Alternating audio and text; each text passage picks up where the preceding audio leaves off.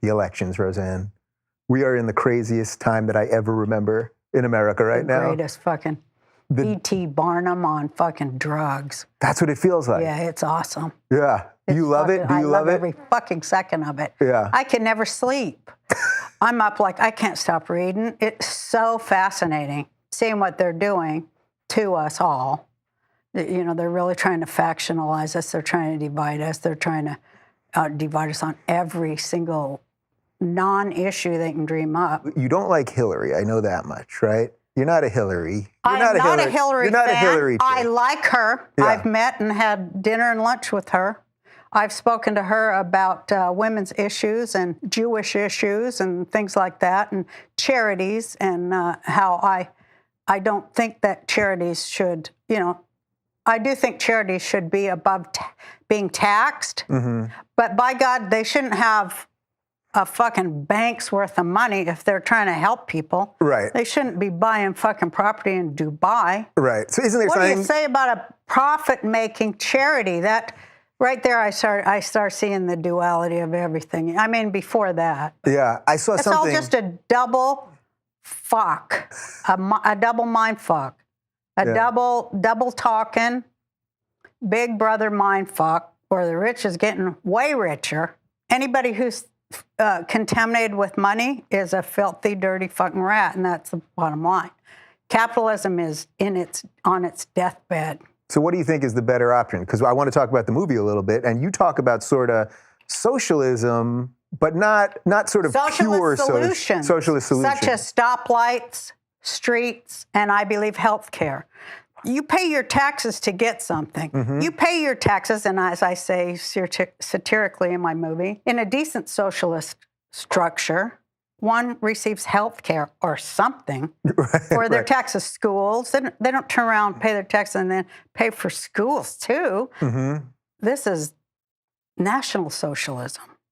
And I don't like that one. That's not a good system because it's based on vampire capitalism, and that's what's dying. Right. And it should die. And people should take a deep fucking breath, tighten that belt, take a step back, and let it go. Stop trying to prop it up. It's supposed to die because it doesn't work. Yeah. It's evil. So you're not talking about capitalism, just capitalism. I'm talking about, you're talking about this crony capitalism and the way they've rigged everything so that the money keeps going up. See, they say and do the opposite of what when they say free markets, they don't mean free markets. They mean free markets for slavers. Now that's a fixed and rigged fucking system against most people. So that's what's going on here, right? It's sort of like the internet made people wake up to some level of reality that the media is kind of in it with I think some people, I see what people are saying to me. Like, people are waking up to just how rigged the system is, how everyone is being pitted. The media pits everybody against everybody. I mean, turn on the TV right now. What's going on with Black Lives Matter? That's great, because that's what I wanted. That's why I ran for president, why I made the movie. And I think my movie, Roseanne for President, which is out now, it shows where I planted the seeds. And I knew right where to plant them. So I feel just so vindicated. And I feel really powerful. Like, geez, I did find right words. And I always will try to find right words. But the good thing about right words is they turn off idiots. And we don't need any of them. The less of them interpreting and mansplaining and fucking goy-splaining and empire pharaoh-splaining our shit, when it is about profit sharing. It's that fucking simple. You're going to have to pay people decently for working. And every problem on earth disappears the minute that happens. Because they only have wars for slavery. That's why they have wars, so they can have slave labor. So they have a fucking war. Well, the less we would war, the more money for us. That's what I'm saying. Let's not do that just this one time. Let's instead step back, let it fall, learn how to grow our own food. This is number one. Food is money. And getting our water, harvesting our, surviving. We've got to step back from the bullshit. It doesn't matter which one of them wins. It's the same bullshit. It's a duopolistic fundraising arm of the prison military industrial complex. And, Brexit, to me, was fucking the heroes that was the hero's cry, the rebel yell. And I love it. Yeah. Because I thought we didn't want this one world government. I mean, back in the 90s, remember they were working us with the one world fucking evil Illuminati. They were working us with that bullshit. Right. Which I went right in the heart of that too. And I'm like, I know what you're doing.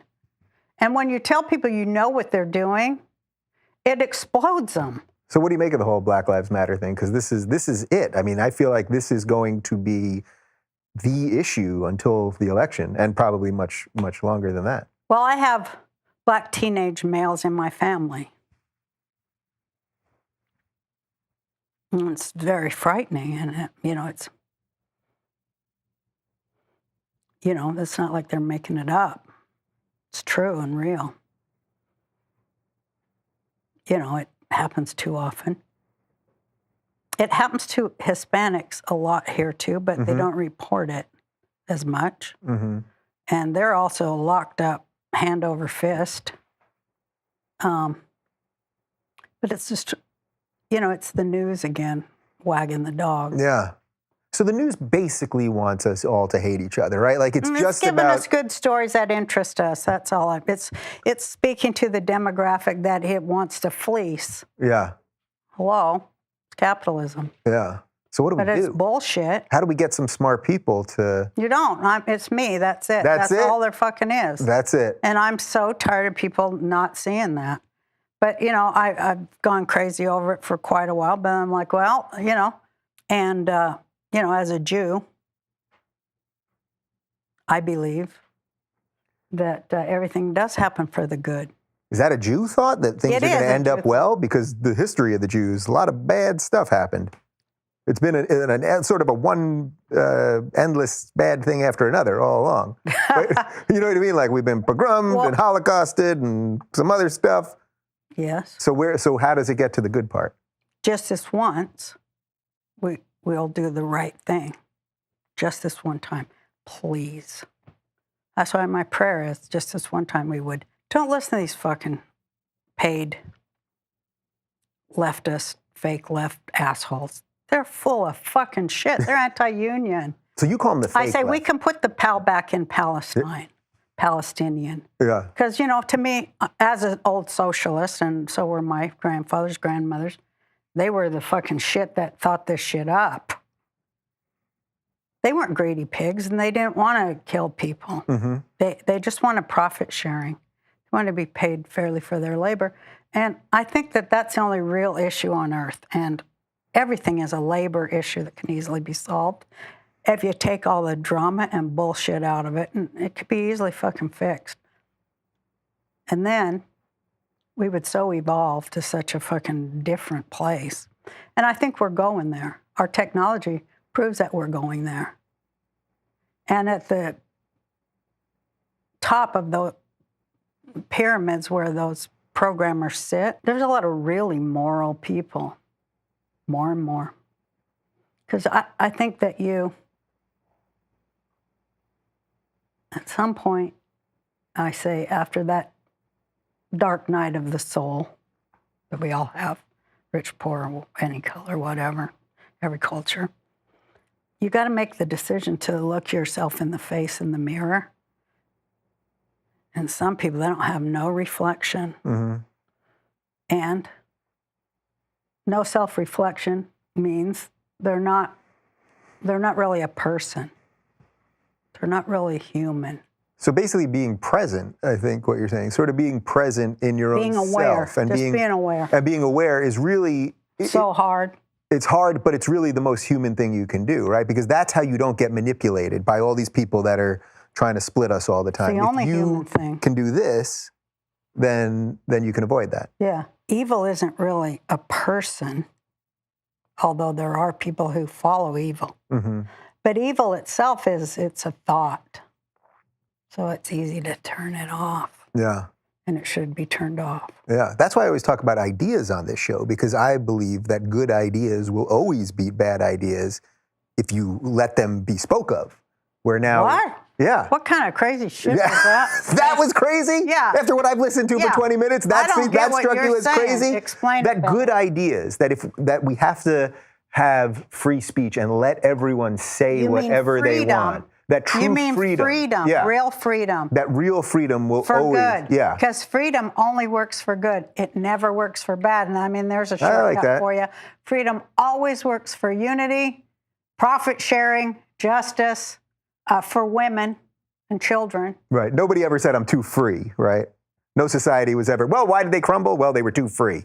That never happened. Well, right? they'll say that shit. Right. But I understand what they're saying, because you can't let it be free for slavers. Mm-hmm. You can't let it be free for evildoers. They take away everybody else's freedom. You got to be for freedom. And sometimes, what are you going to do to defend against those who don't want you to have freedom? Therein lies there's the shit right there. That's where the rubber meets the road, right? Mm-hmm. So you were always into all this, right? You were always, because thinking about it, I mean, the show, Roseanne, nobody did what you did. You took a family that was struggling. Almost every episode had some struggle related to... No, Norman Lear, I mean, honestly, him and Jackie Gleason and even Red Skelton and Lucy, I mean, everybody... You didn't know Lucy was rich or nothing when she was just in that one room. Right. But you did it, I guess, at a time when maybe sitcoms... Well, I'm just saying there was a road paved for me. I didn't just come out of nowhere. There was a road paved for me. Right. I guess maybe what I meant is that you did it at a time when I think when you're... Goldberg. What's that? Molly Goldberg. It's a remake now, but is it even a remake? Does the Goldbergs now have something to do with that Goldberg show? I'm not sure. I think.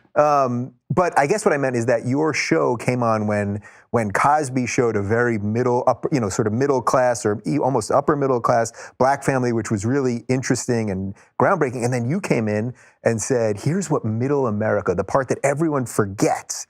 LA doesn't care about them, New York mocks them, whatever it is. You came in and said, this is what I'm going to do. And the jokes were real, everything about it. The fights that you and Dan had, that you and John Goodman had, I mean, everything, it was real. So did you always realize that was what you wanted to do? Yeah, that was my goal. It's like, fuck them motherfuckers, I'll show them. Yeah. And I knew why they were doing it too. And it was a real woman-shaming thing, and I didn't like that. What was woman-shaming? Television. And it pissed me off. So I was like, oh, fuck, I'm going to get in there and do this. And it just started forming. You know how an idea comes. And then, the jokes came. It's always about the jokes, of course. Yeah. I was always just looking for a place to put my jokes. I just love jokes. Yeah. They just come to me. I don't know, I speak in jokes, so I'm a comic, Yeah, yeah. But, there's a lot of thought in comedy and comics. We're smart. We need more good comedy now, don't you think? Like, I feel like we don't, like, every morning I wake up and I see something in the news and I'm like, fuck, if only George Carlin was around for this, I got to give it up to Doug Stanhope. Mm-hmm. I do think he's this day and age one of George Carlin types or children or whatever you call it, mm-hmm. Offsprings or whatever. Yeah. But I have to say that I went down to Mitzi Shore's, the Comedy Store there. Mitzi gave us all our starts. Yeah. Thank you, Mitzi. And Tuesday night is, I can't remember the name because I don't remember anything, but it's all black comics. Mm-hmm. Oh, shit. They're on it? I've never seen anything like it. Yeah? They're mixed media. They're doing it with mixed media. It's genius. And they let me come up and dance. But, there's some genius comics on Tuesday night, main room Comedy Store. Movie star level. Brilliant. Physical as well. We used to have those different comics. We'd have like a physical guy, a guy that did characters, a guy who sang and did impressions. Mm-hmm. These are all that in one. Yeah. It's scary genius. Wow. And I love seeing scary genius comedy, and I've seen a lot of it, It's out there, it's coming. If Trump wins, the only good part really is it's going to be so great for comedy. I mean, oh my God, the jokes will just fucking wreck. It'll be great for us, but not great for the country, probably. No, I think laughing's good for the country. Yeah. If Hillary gets in, it'll be like, I'm offended. Yeah. So if Hillary, that's my thing right now. Where Nobody will have any fucking jokes. I don't know what I'm going to do. Just like they don't have no Obama jokes. Yeah. You tell me, I mean... Nobody did it, right? People whisper Obama jokes. Yeah. But few of them are funny. They're just stereotypes, but some of them are funny. Yeah. So Milo, who we've talked about... He's got some funny... Well, he told me that, and I get this part of why he's supporting Trump. He told me that this election has nothing to do with politics. It's purely on culture. It's on this wrestling match. It's basically, that's what Trump's he said. the heel. Yeah. He's trying. They got to do him and the CIA and the FBI, and the Federal Reserve. They got to do everything they can to make Hillary look good to us. They're going to some extremes. So you think Trump's in on it with Hillary? She'll never look good. You think? She's got too many fucking not goods around her. She should shred them, but she doesn't. She doesn't shed any bad. So that's scary. Right, it just sticks with her. Yeah, if I was running, I'd be like, fuck. I did say, no, I'm not going to take a dime from you, motherfucker. I got my own money. I don't need your shit. So you kind of did. This is so I did. I paid for it. When I watched the movie. And now Trump, when he was running in the primaries, I could steal. He was stealing my shit right and left. So was Bernie. Hillary started stealing my shit on my show. This one reporter from France came over and she interviewed me for some big intellectual bullshit that only Jesuits read, And she said, would there be Hillary Clinton without Roseanne Conner? I said, absolutely not. There wouldn't be a Sarah Palin either without Roseanne Conner. I'm not saying Roseanne Barr, except for, I did animate that character. But that character's got a life of its own. It's my Frankenstein. So how do we keep pushing out good stuff? How do you get good? That's what I'm trying to do, is get some good stuff through the noise. And it's tough, but people want it because I see it every day. People are going, wow, people want to be smart, and yet the system is designed to make them dumb. Mm-hmm. So how do you fight through that? Well, you have to meditate, and you have to find the silence inside that can combat bullshit. Like super lady, superwoman, bracelets. Uh-huh. You have to find the calm place in your mentality to just sit and behold, be aware and behold, and do nothing. Just be aware. And you can do it by, 3 steps. Breathing in, holding the breath, and exhaling the breath. That used to be called count to 10, but it is kind of counting to 10. But afterward, when you do it, you have some peace in your mind when you don't contain any programming or bullshit. You're just open and you feel rather than think. And you feel breath in your body. Right after that, you can see a lot clearer. That's a good thing to think about rather than Hillary and Trump.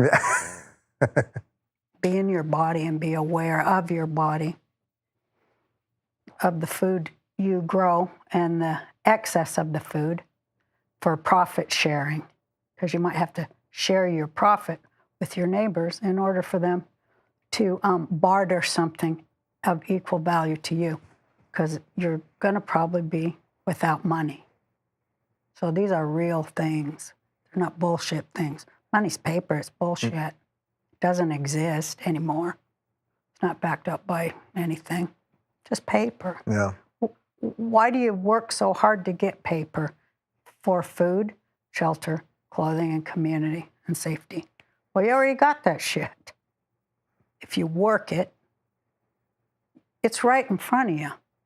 Like cows are in a pasture full of food. We got that. That's how the world really is. When you don't have money, it's all fucking there anyway.